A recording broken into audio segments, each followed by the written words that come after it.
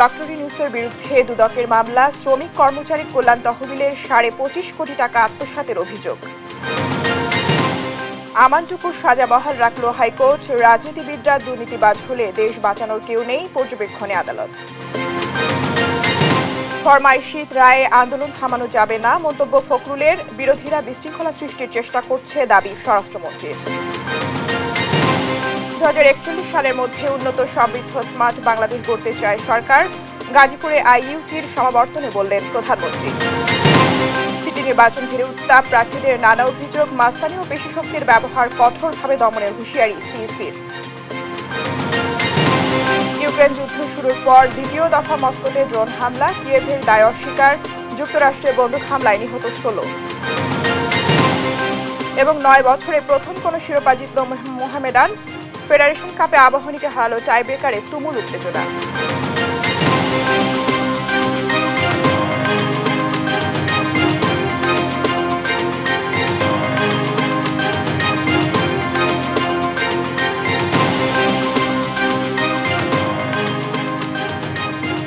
শুভেচ্ছা, আমন্ত্রণ। সংবাদ সন্ধ্যায় বলছিলাম একেএস টিএমটি বার সংবাদ শিরোনাম। সঙ্গে আছি আমি ফারহিন ইসলাম। এবারে পুরো খবর। গ্রামীণ টেলিকমের শ্রমিক কর্মচারীদের কল্যাণ তহবিলের প্রায় 25.5 কোটি টাকা আত্মসাতের অভিযোগে নোবেল বিজয়ী অর্থনীতিবিদ অধ্যাপক ডক্টর মোহাম্মদ সহ 13 জনের বিরুদ্ধে মামলা করেছে দুদক। সরকারকে খুশি করতে নয়, সুনির্দিষ্ট তথ্যের ভিত্তিতে মামলা করা হয়েছে বলে জানান দুদক কমিশনার। বিস্তারিত মহিউদ্দিন আহমেদের প্রতিবেদনে। গ্রামীণ টেলিকমের অর্থ আত্মসাতের এই অভিযোগ দুদকে জমা দেয় শ্রম ও কর্মসংস্থান মন্ত্রণালয়ের কারখানা ও প্রতিষ্ঠান পরিদর্শন শাখা। অভিযোগ আমলে নিয়ে 2022 সালের 28 জুলাই অনুসন্ধান শুরু করে দুদক। অনুসন্ধান পর্যায়ে গ্রামীণ টেলিকমের ব্যবস্থাপনা পরিচালক সহ 6 জনকে জিজ্ঞাসাবাদ করা হয়। অনুসন্ধান কর্মকর্তা গুলশন আনোয়ার বাদী হয়ে দুদক সমন্বিত জেলা কার্যালয় ঢাকা 1-এ মামলা করেন। আমাদের দুর্নীতি দমন কমিশনের কর্মকর্তারা যে অনুসন্ধান প্রতিবেদন দিয়েছেন তার ভিত্তিতে দুর্নীতি দমন কমিশন কর্তৃক মামলা দায়ের করা হয়েছে। মামলার অভিযোগে বলা হয়, অনিয়মের মাধ্যমে শ্রমিক কর্মচারীদের 25,22,06,780 টাকা আত্মসাতের উদ্দেশ্যে বিভিন্ন ব্যাংক হিসেবে হস্তান্তর করা হয়। প্রতিষ্ঠানের চেয়ারম্যান, ব্যবস্থাপনা পরিচালক ও বোর্ড সদস্যদের সহায়তায় গ্রামীণ টেলিকমের সিবিএ নেতা এবং আইনজীবী মিলে এই অর্থ আত্মসাৎ করেন, যাদের সবাইকে এই মামলায় আসামি করা হয়েছে। মামলায় গ্রামীণ টেলিকমের যিনি চেয়ারম্যান এবং আরও তার সাথে যোগসাজশে আরও রয়েছেন 12 জন, মোট 13 জনের বিরুদ্ধে মামলা হয়েছে। গ্রামীণ টেলিকমের চেয়ারম্যান ডক্টর মোহাম্মদ ইউনূস ছাড়াও অপর আসামিরা হলেন ব্যবস্থাপনা পরিচালক নাজমুল ইসলাম, সাবেক ব্যবস্থাপনা পরিচালক আশরাফুল হাসান, পরিচালক পারভিন মাহমুদ, নাজরিন সুলতানা, মোহাম্মদ শাহজাহান, নূরজাহান বেগম, এসএম হাজ্জাতুল ইসলাম লতিফি, অ্যাডভোকেট ইউসুফ আলী, অ্যাডভোকেট জাফরুল হাসান শরীফ, গ্রামীণ টেলিকম শ্রমিক কর্মচারী ইউনিয়ন সভাপতি কামরুজ্জামান, সাধারণ সম্পাদক ফিরোজ মাহমুদ হাসান, গ্রামীণ টেলিকম কর্মচারী ইউনিয়ন প্রতিনিধি মাইনুল ইসলাম। এই মামলার জন্য একজন ইনভেস্টিগেশন অফিসার নিয়োগ করব। সরকারের সাথে ডক্টর ইউনূসের দূরত্বের কারণে সংস্থাটি মামলা করেছে কিনা এমন প্রশ্নের জবাবে দুদক কমিশনার বলেন, দুদক স্বাধীন প্রতিষ্ঠান, সরকারকে খুশি করতে কোনো কাজ করে না, সুনির্দিষ্ট অভিযোগের ভিত্তিতে মামলা করা হয়েছে। দুদককে সরকার ব্যবহার করছে, এটি একটি আমার মনে হয় যে দীর্ঘদিন যাবত এই ধরনের কথা আমরা শুনছি। সরকারের গুরুত্বপূর্ণ ব্যক্তিরাও দুদকের মামলায় আসামি আছে, কাজেই এই কথা বলা যথার্থ হবে না যে সরকার দুদককে ব্যবহার করেছে, এটি সর্বাংশ ভুল। তদন্ত শেষ হলে স্বাভাবিক প্রক্রিয়ায় মামলার অভিযোগপত্র আদালতে জমা দেওয়া হবে বলে জানান দুদক কমিশনার। মহিউদ্দিন আহমেদ, দেশ টিভি, ঢাকা। দুর্নীতি দমন কমিশনের দুদক মামলায় বিএনপি ভাইস চেয়ারম্যান আমানুল্লাহ আমানের 13 বছর ও সাবেক বিদ্যুৎ প্রতিমন্ত্রী ইকবাল হাসান মাহমুদ টুকুকে 9 বছরের কারাদণ্ড বহাল রেখেছেন হাইকোর্ট। বিচারপতি মোহাম্মদ নজরুল ইসলাম তালুকদার ও বিচারপতি খিজির হায়াতের সমন্বয়ে গঠিত হাইকোর্ট বেঞ্চ এই রায় দেন। এই রায়ের ফলে বিএনপির এই দুই নেতা আমানুল্লাহ আমান ও ইকবাল হাসান মাহমুদ টুকুকে রায় প্রকাশের 15 দিন পর নিশ্চিতভাবে জেলে যেতে হবে। বিস্তারিত শামীম আক্তারের রিপোর্টে। সরকারের সময়ে বিএনপির শীর্ষ নেতা আমানুল্লাহ আমান ও ইকবাল হাসান মাহমুদ টুকুর বিরুদ্ধে সম্পদের তথ্য গোপন এবং অবৈধ সম্পদ অর্জনের অভিযোগে মোহাম্মদপুর ও কাফরুল থানায় ভিন্ন ভিন্ন 2টি মামলা করেন দুদক।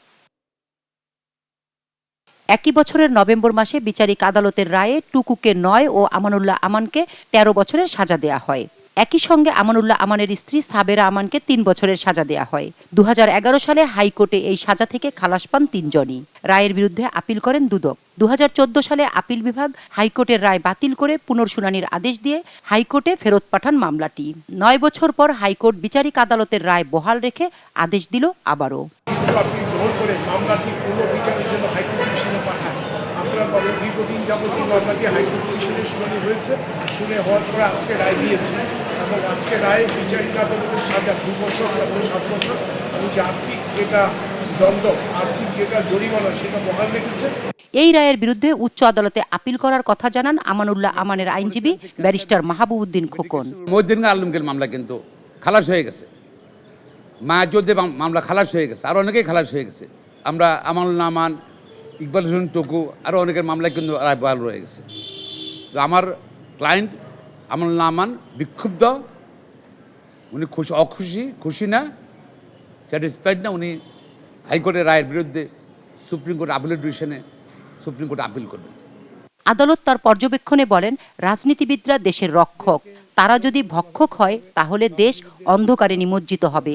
রাজনীতিবিদদের যদি অনেক সম্পদের থাকে এবং তাদের যদি অনেক বড় ব্যবসা থাকে, সেই ক্ষেত্রে ওনারা মানুষের জন্য যে সময় দেওয়া সেটা হয়তো সময় দিতে পারবেন না। সেক্ষেত্রে উনি বলছেন রাজনীতিবিদদেরকে সরলভাবে সাধারণভাবে চলাফেরার কথা উনি তার রায় উল্লেখ করেছেন। হাইকোর্টের রায় প্রকাশের 2 সপ্তাহের মধ্যে 3 জনকেই বিচারিক আদালতে আত্মসমর্পণ করতে বলেছে উচ্চ আদালত। এর ফলে বিএনপির এই নেতাদের কারাগারে যাওয়া প্রায় নিশ্চিত। শামিমা আক্তার, দেশ টিভি, ঢাকা। বিএনপির ভারপ্রাপ্ত চেয়ারম্যান তারেক রহমান ও তার স্ত্রী ডাক্তার জোবাইদা রহমানের বিরুদ্ধে সাক্ষ্য গ্রহণের সময় এজলাসে আইনজীবীদের মধ্যে হট্টগোলের ঘটনা ঘটেছে। এ সময় কয়েকজন হতাহত হয়। অবৈধ সম্পদ অর্জনের অভিযোগে দুর্নীতি দমন কমিশন দুদক এই মামলা দায়ের করে। মঙ্গলবার ঢাকা মহানগর দায়রা জজ মোহাম্মদ আসাদুজ্জামানের আদালতে দুপুর 2টার পর এই মামলার সাক্ষ্য গ্রহণ শুরু হয়। এ সময় বিএনপিপন্থী আইনজীবীরা আদালত কক্ষে অবস্থান নিলে তৈরি হয় অচল অবস্থার। এ সময় বিচারক এজলাস ছেড়ে চলে যান। জানা যায়, সাক্ষ্য গ্রহণের সময় এজলাসের ভেতরে ছবি তোলাকে কেন্দ্র করে এই ঘটনার সূত্রপাত হয়।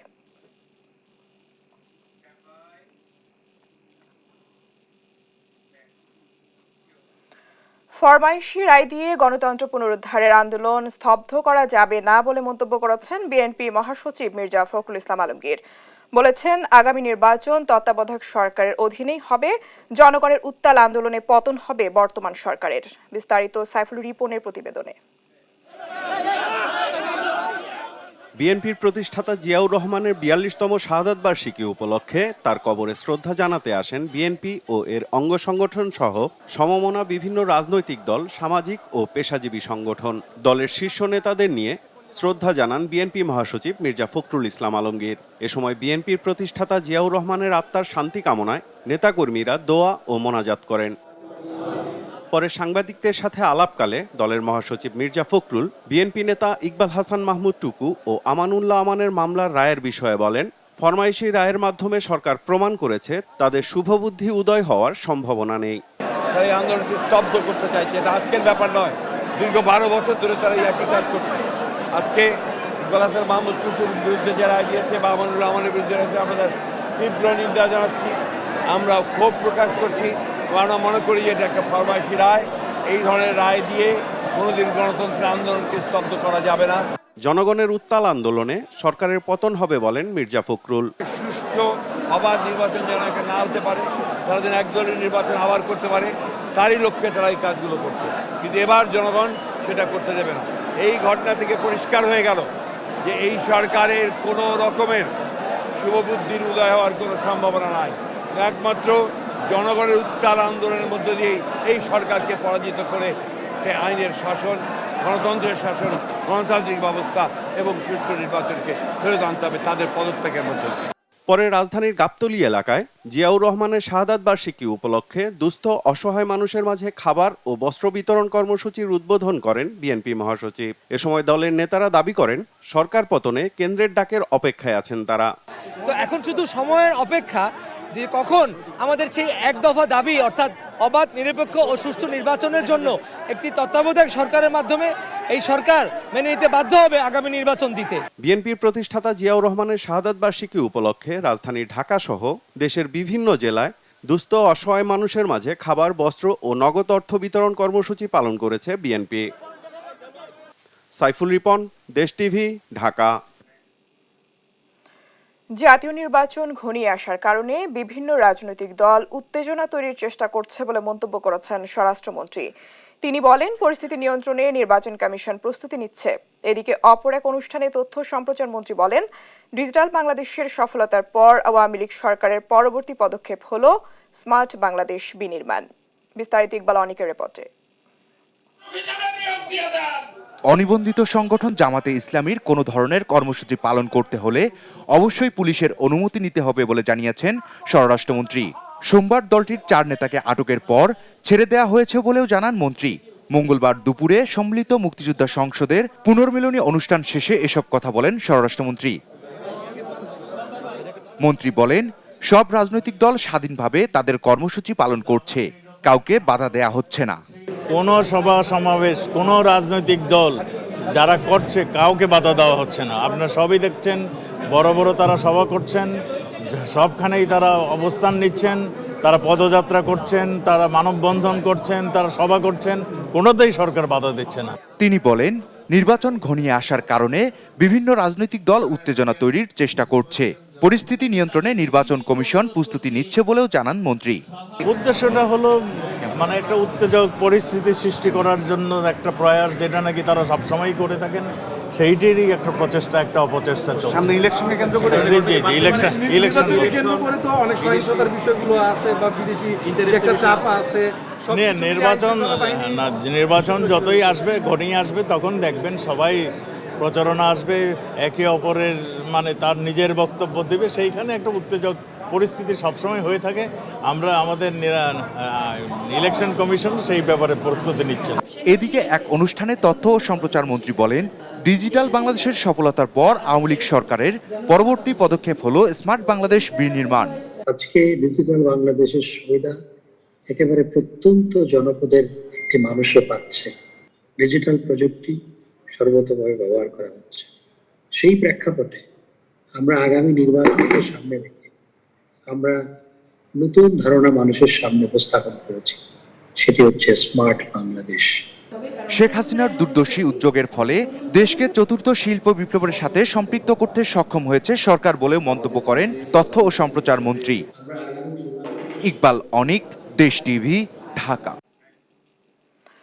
ঢাকায় নিযুক্ত মার্কিন রাষ্ট্রদূত পিটার হাস বলেছেন, যারা গণতন্ত্র এবং অবাধ সুষ্ঠু নির্বাচনে বিশ্বাসী তাদের ভিসা নীতি নিয়ে ভয়ের কিছু নেই। বিকেলে ধানমন্ডিতে মার্কিন দূতাবাসে আয়োজিত এক অনুষ্ঠানে তিনি একথা বলেন। অনুষ্ঠানে উপস্থিত বিএনপির স্থায়ী কমিটির সদস্য আমির খসরু মাহমুদ চৌধুরী বলেন, বাংলাদেশের গণতন্ত্র মানবাধিকার বিপন্ন বলেই বন্ধু রাষ্ট্র হিসেবে যুক্তরাষ্ট্র বিধিনিষেধ দিয়েছে।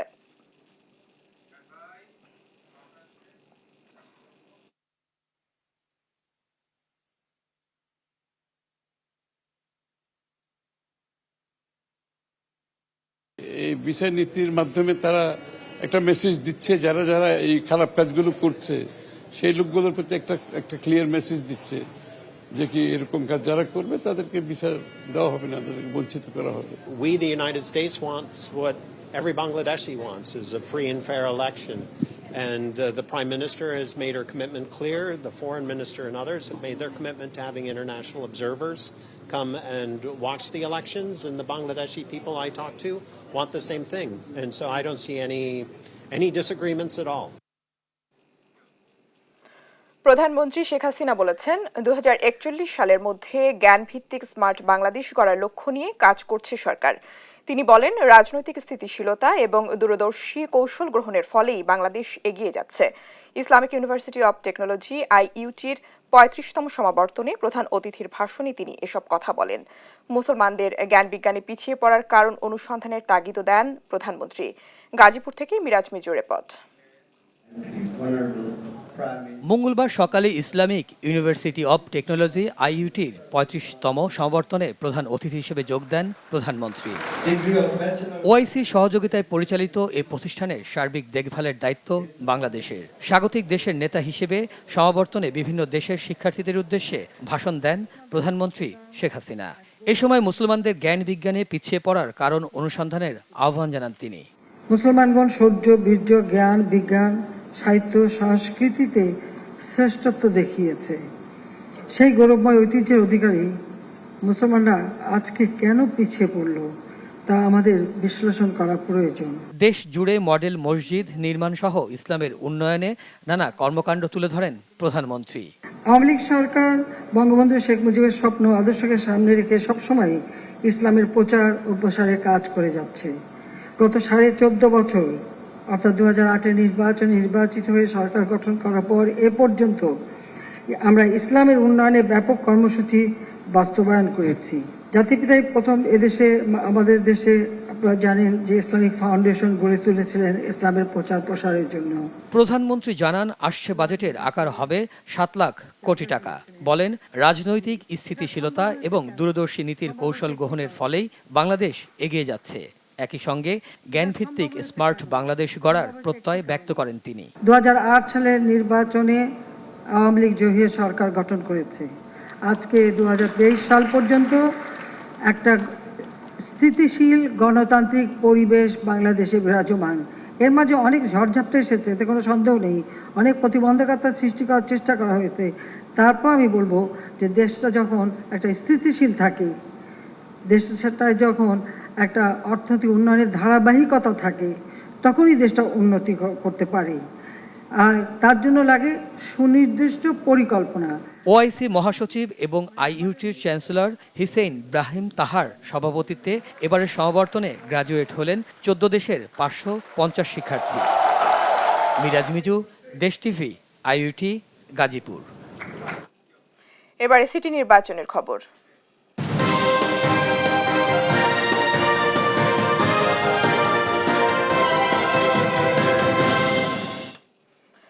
খুলনা সিটি কর্পোরেশন নির্বাচন ঘিরে চলছে উত্তাপ। মঙ্গলবার দুপুরে প্রধান নির্বাচন কমিশনার কাজী হাবিবুল আউয়াল মতবিনিময় করতে গিয়ে প্রার্থীদের উদ্দেশ্যে কঠোর হুঁশিয়ারি দিয়েছেন। বিভিন্ন প্রার্থীদের অভিযোগ আর পাল্টা অভিযোগের জবাবে তিনি বলেন, অনিয়ম, মাস্তানি, পেশিশক্তির ব্যবহার কঠোরভাবে দমন করা হবে। প্রয়োজনে অভিযুক্ত প্রার্থিতা কেড়ে নেওয়ার হুঁশিয়ারিও দেন তিনি। খুলনা থেকে সহকর্মী মোহাম্মদ অসীমের তথ্য ছবিতে দেখছে পথ।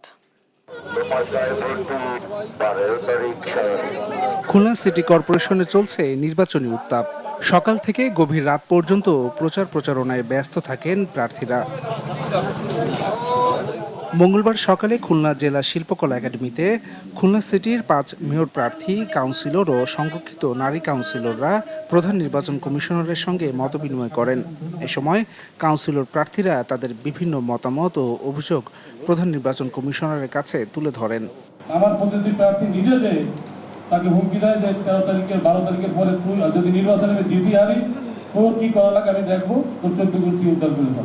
বর্তমানে একজন নারী কাউন্সিলর আছে, এই সিডিসি দ্বারা আমরা অনেক তিনি প্রভাবিত করছেন।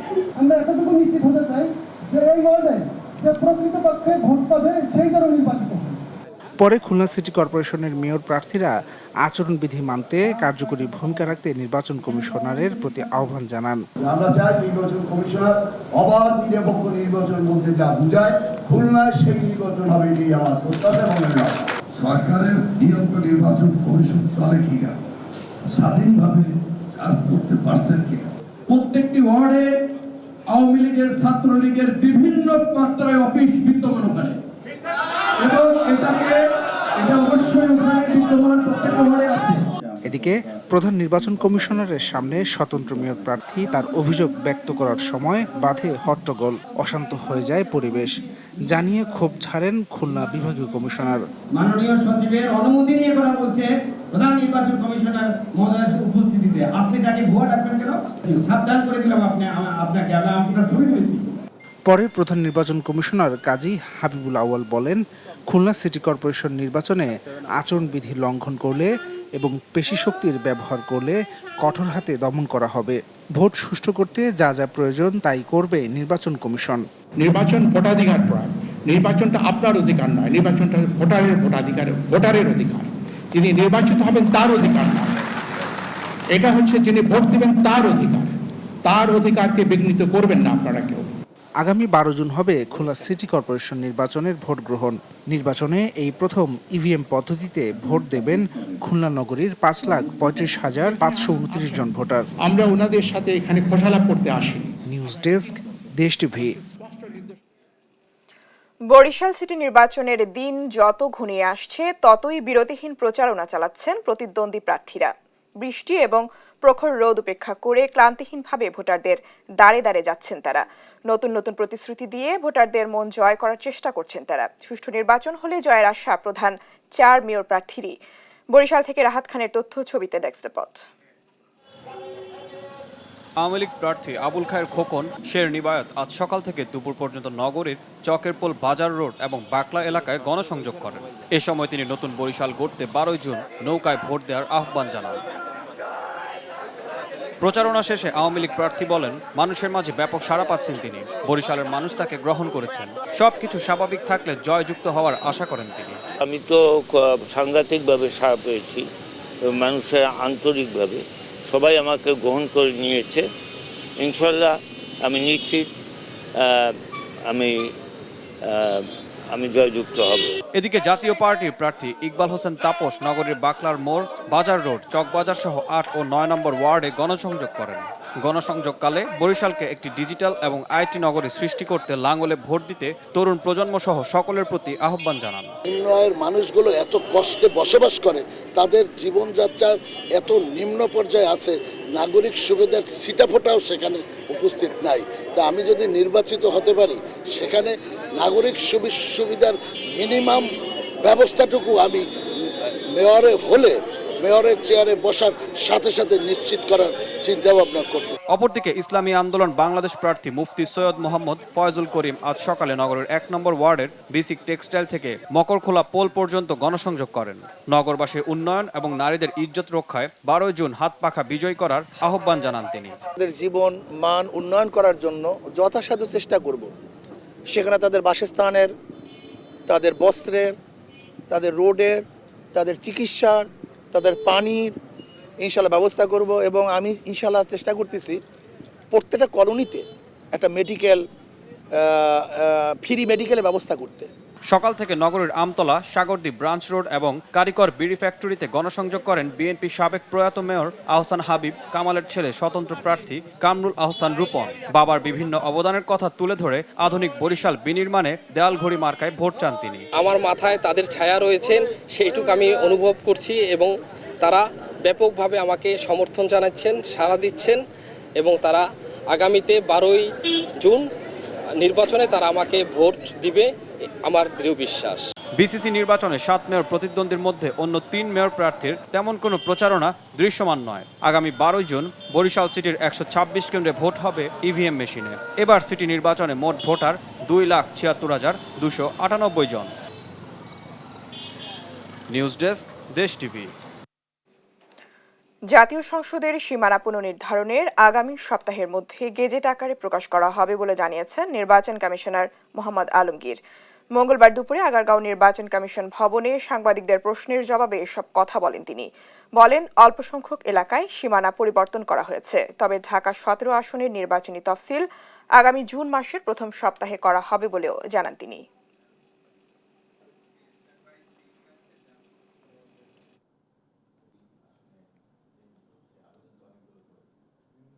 আমরা জানেন যে আমরা যে এটা দিয়েছিলাম সেটা হলো আমরা সবগুলোই আগের যে ছিল সীমানা ছিল সেটাকে আমরা ড্রাফট সেটা প্রকাশ করেছিলাম।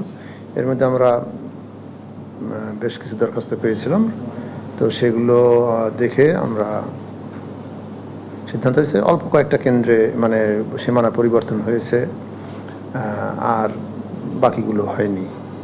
তো সিদ্ধান্ত এরকম হয়েছে। তো এখন এটা আপনার আগামী সপ্তাহে মোটামুটি এটা আমরা গেজেট করার জন্য সচিবালয় পাঠিয়ে দিয়েছি। তো সচিবালয় থেকে এটা পাঠালেই বিজেপি চলে যাবে এবং গেজেট হবে।